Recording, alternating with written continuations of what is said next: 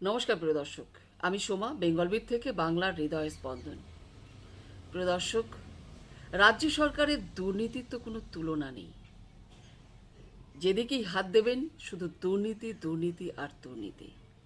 তবে বর্তমানে যে দুর্নীতিতে গোটা রাজ্যের মানুষ নড়ে চড়ে উঠেছে সেটা হচ্ছে এসএসসি দুর্নীতি। রাজ্য সরকারের এই দুর্নীতি কর্মকাণ্ডে রাজ্যের মানুষের মাথা হেঁট হয়ে যায়। কিন্তু মাথা হেঁট হয় না মমতা ব্যানার্জির মন্ত্রিসভার মন্ত্রীদের এবং স্বয়ং মমতা ব্যানার্জির। আপনারা দেখছেন যে লোকসভা ভোট চলছে এবং তিনি জেলায় জেলায় জনসমাবেশ করছেন। আমাকে ভোট দাও, আমাকে ভোট দাও, অর্থাৎ তৃণমূলকে ভোট দাও, কাউকে দেবেন না, আর কাউকে না, বিরোধী কোনো দলকে ভোট দেবেন না, তিনি বলে বেড়াচ্ছেন। তাকে ভোট কেন দেবে? এত বড় দুর্নীতি হবার পরেও তার ভোট চাইতে কিন্তু কোনো লজ্জা বোধ হয় না। উল্টে তিনি জনসমাবেশে দাঁড়িয়ে দাঁড়িয়ে বলেন এই এসএসসি দুর্নীতির জন্য একমাত্র দায়ী বিজেপি এবং বিজেপির তৈরি আদালত। ভাবা যায়, আদালত কি কোনো দলের হতে পারে? আদালত প্রমাণ দেখবেন, ডকুমেন্টস দেখবেন এবং সেই অনুযায়ী রায় দেবেন। আপনারা জানেন এসএসসি দুর্নীতি মামলায় কলকাতা হাইকোর্ট যে যে প্রমাণ চেয়েছিল সেগুলো রাজ্য সরকার দিতে পারেননি। সবথেকে বড় প্রমাণ যেটা ওএমআর শিট, এই যোগ্য অযোগ্য নির্ণয় করার জন্য কলকাতা হাইকোর্ট যেমন ওএমআর শিট চেয়েছিল, এরপরে সুপ্রিম কোর্টেও ব্যাপারটা গেছে। সেখানে গিয়েও আপনারা মনে রাখবেন এই ওএমআর শিট রাজ্য সরকার দিতে পারবে না এবং খাবে সেখানে ধাক্কা। রাজ্য সরকারের এই গাফিলতির জন্যে, এই দুর্নীতির জন্যে যারা প্রকৃতই যোগ্য প্রার্থী ছিল, চাকরি করছিলেন, তাদের চাকরিটা তারা হারালেন। সুতরাং রাজ্য সরকার এর জন্য সম্পূর্ণ দায়ী এবং দায়ী মমতা ব্যানার্জি। কারণ যে প্যানেল তৈরি হয়েছিল সেই প্যানেলকে তোয়াক্কা না করে মমতা ব্যানার্জি আলাদা কমিশন বসিয়ে এই অযোগ্য প্রার্থীদের ঢোকাবার জন্যেই তিনি এই প্যানেল তৈরি করেছেন এবং সেই প্যানেলকেই কিন্তু কলকাতা হাইকোর্ট বাতিল করেছে। এখন প্রশ্ন হলো, যে যোগ্যরা চাকরি হারিয়েছে তারা কি আবার চাকরি পাবে? রাজ্য সরকার কি প্রমাণ করতে পারবে যে কারা যোগ্য কারা অযোগ্য নয়? এসএসসি দুর্নীতি মামলা যতই কলকাতা হাইকোর্ট থেকে সুপ্রিম কোর্টে যাক না কেন, রাজ্য সরকারকে কিন্তু উপযুক্ত প্রমাণ দিতেই হবে যোগ্য অযোগ্য নির্ণয় করার জন্য। কোর্ট যদি এই প্রমাণ না পায় তাহলে কিন্তু যোগ্য প্রার্থীদের অবস্থা কি হবে সেটা সময়ই বলে দেবে। তবে এ বিষয়ে শুভেন্দু অধিকারীর বক্তব্য কিন্তু ভীষণ স্পষ্ট। আমরা তুলে ধরবো তার বক্তব্য, আপনারা শুনুন। 21-এর আগে বলেছিলেন ডবল ডবল চাকরি, আজকে কি অবস্থা হচ্ছে?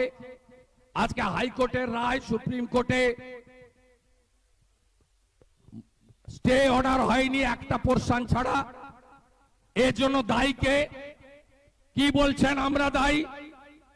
আপনি রাজনীতি করছেন। হাইকোর্টের জাজমেন্টে ডিভিশন বেঞ্চে যে হলফনামা এসএসসি দিয়েছে তার 242 নম্বর প্যারা অর্ডার কপিতে দেখুন, এসএসসি কে যোগ্য কে অযোগ্য এসএসসি দেয়নি। 5400 এই অসীমা পাত্রর ভাইজি আছে। এদের বাঁচানোর জন্য আজকে হাজার হাজার যোগ্য প্রার্থীকে বলি দিলেন মমতা ব্যানার্জি। আমরা দায়ী নয়, কোর্ট দায়ী নয়, যারা কেস করেছেন লয়াররা দায়ী নয়। আপনি কেন বালাজি কোম্পানিকে দিয়ে সব ওএমআর পুড়িয়ে দেবেন? আপনাকে কে অধিকার দিয়েছে ডকুমেন্ট পুড়িয়ে দেওয়ার? যে বালাজি কোম্পানি কনস্ট্রাকশনের কাজ করে তাকে টেন্ডার দিয়ে ওএমআর গুলোকে সব নষ্ট করলেন। যোগ্যকে অযোগ্যকে হলফনামাতে দিলেন না, দায়ী তো আপনি। আপনার জন্য আজকে এই চাকরি যারা কিনেছেন এবং তৃণমূলের নেতাদের আত্মীয় স্বজনের এই চাকরি বাঁচাতে গিয়ে আপনি আজকে কয়েক হাজার যোগ্য ছাত্র কর্মপ্রার্থীকে আপনার জন্য আপনি আজকে এই অসুবিধার মধ্যে ফেললেন। আমরা আশা করি যেহেতু সুপ্রিম কোর্ট মামলা বিচারাধীন রেখেছেন, তারা যেভাবেই হোক যোগ্য অযোগ্য বাছাইয়ের কাজটা করবেন এবং যোগ্যরা রিলিফ পাবেন আর অযোগ্যরা জেলে যাবেন। আপনারা সবাই জানেন অতিরিক্ত শূন্য পদ তৈরি করার মধ্য দিয়ে এই এসএসসির দুর্নীতি সামনে এসেছে।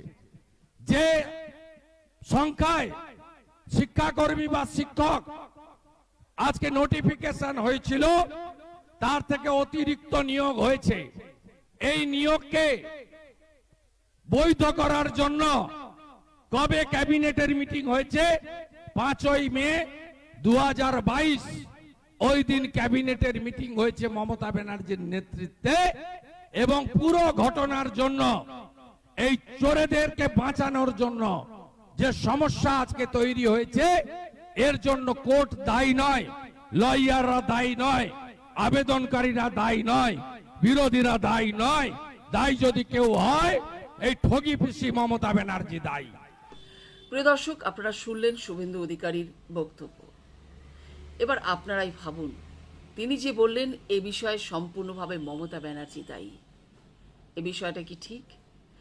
আপনারা অবশ্যই কিন্তু কমেন্ট করে জানাবেন, আর ভিডিও অবশ্যই লাইক শেয়ার করবেন। যারা এখনো পর্যন্ত আমাদের চ্যানেলটি সাবস্ক্রাইব করেননি, চ্যানেলটি সাবস্ক্রাইব করে আমাদের সঙ্গে জুড়ে যাবেন এইরকম আরও নতুন নতুন ভিডিও পেতে। আর অবশ্যই বেল আইকনটি প্রেস করবেন যাতে সবার আগে আপনি আমাদের ভিডিও পেয়ে যান। তো প্রিয় দর্শক, আজকের মতো এখানেই শেষ করছি। আপনারা ভালো থাকবেন, সুস্থ থাকবেন।